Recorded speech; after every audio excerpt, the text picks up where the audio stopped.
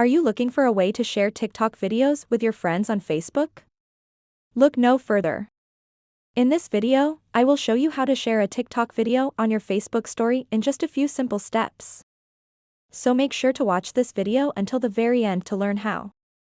To get started, first open up the TikTok application and then find the video that you want to share on your Facebook story. Once you find it, tap on this arrow icon at the bottom right of the screen. And then simply tap on Facebook. If you don't have the Facebook option, swipe through these and you will see it.